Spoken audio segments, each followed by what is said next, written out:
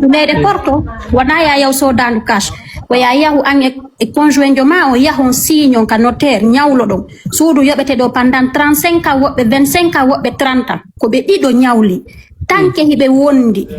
ɓe signari divorce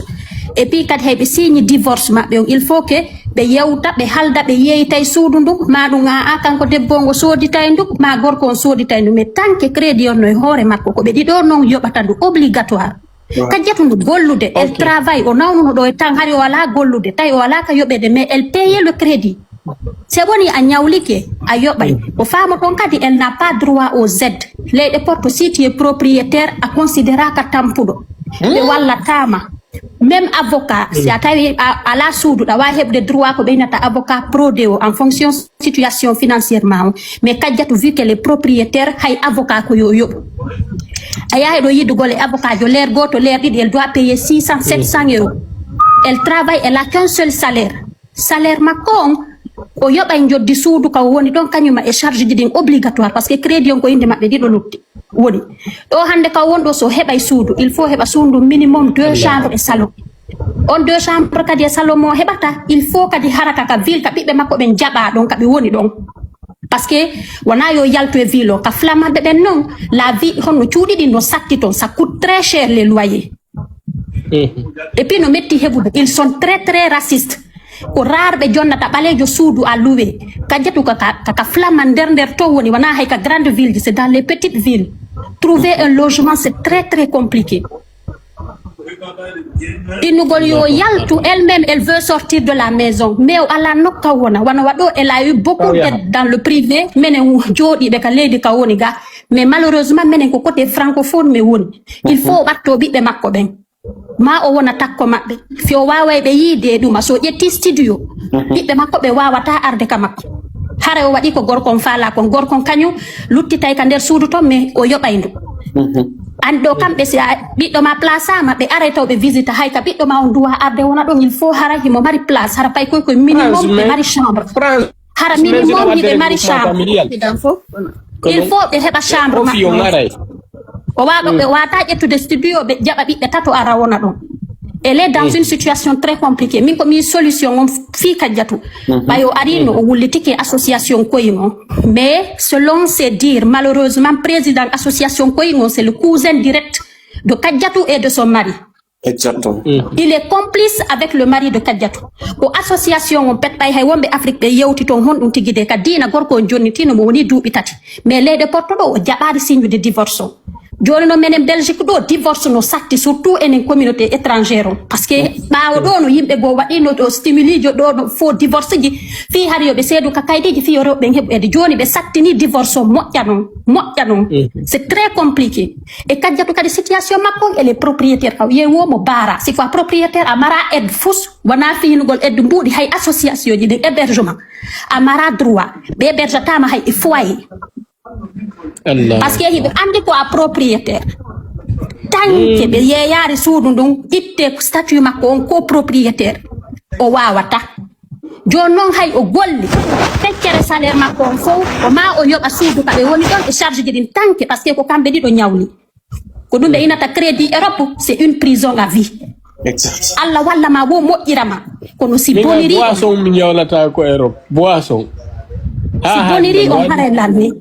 hande ɗo ko yimɓe ɓe wawi wadde wo ko darugol kamɓe communauté on par ce que kamɓe koye yimɓe ɗuuɗi ɗo ɓe daara kamɓe association ji ɗin ɗo ɓe yehira ɓe tawa o gorko ɓe joɗɗinamo ɓe yawta ɓe jeeja o ɓe daran no ɓe waɗira ɓe jeejamo ɓe jeeñidira toon ha gorko yaha signa ɓe seeda à l'amiable si ɓe yeeytay sundum ɓe yeeya mais la vengeance de l'homme c'est là il ne veut pas signer le divorce et il ne veut pas vendre la maison ko yo ɓe woni ni ko yaletto tout compris si tawsay o wona ɗo o letto on andi sifa ɗum ɗo e France ko ni min la mari gorejo Jif jo kan biro makko e babe makko seedi mais suudu ndun ha joni kono kamɓe ɓe haldi ɓe yeyta e suudu ndun kamɓe ɗiɗo ɓe senda mbuɗɗi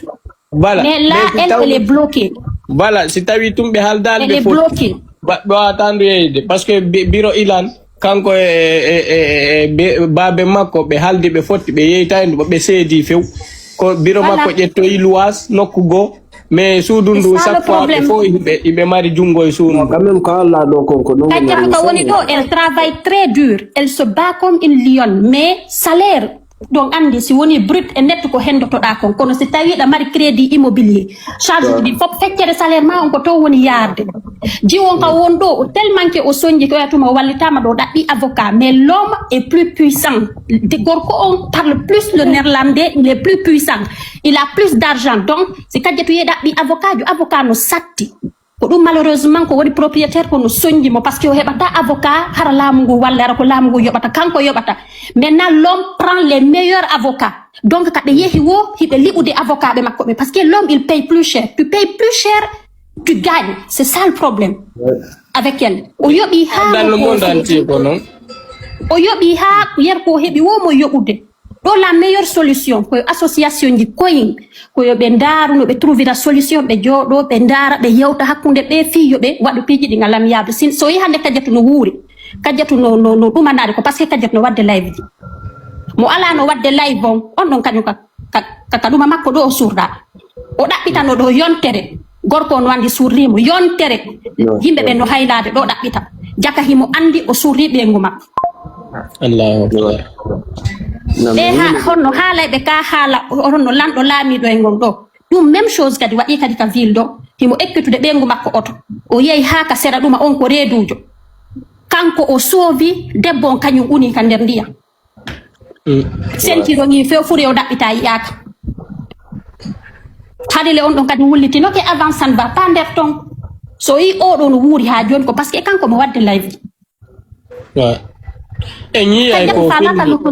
c'est parce qu'elle ne fait pas partie de la maison. Elle est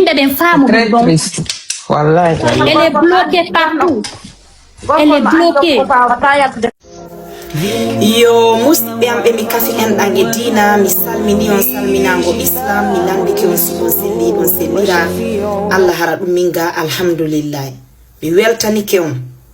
mi weltori fota ko hina seeɗa mi andi hikka ɗo on nani ko mi huwi mi haaci kon albarka moɗon haray ko honnu mi mari ko mi ɓeydi tanta on ɗon yo allahu lanɗon jaɓan en ko wonɗen julde ko wonɗen horude ko wonɗen e zakkude yo allah yafano en fatiɓɓen yo allah dando en sifa ɗum ɗo ko ɓadi o sonja guli dewgal haray ko honnu mi wattata ɗon kadi miɗo tori du'a haray kala giɗo am kala andanɗo lan andi tani la yiiti e ndu muradu andi hi guli moƴƴana wonki moƴƴana cellal haray miɗo tori on tigi du'a nela mi anda ko du'a hombo jaboto woni wonɓe yawde umra woni yahaynoɓe hajju woni iwtuɓe hajju kala paykun e mawɗo debbo e gorko miɗo tori du'a haray yo allahu lanɗo on newnan en ittana en andeji men ɗin newnan en hoore ndu lewru suumaye jam khairan afiyatan okkora en baraji koni kon e ndu lewru suumaye haray min balde kajjatu mi dulla min balde kajjatu ko mi dimo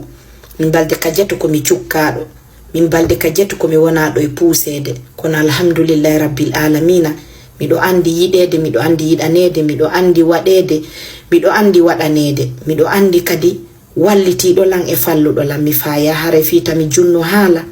haray mi weltanike on mi weltanike giɗo am mi weltanike du hay gaño an naafi no yiɓɓe am ɓen haray alba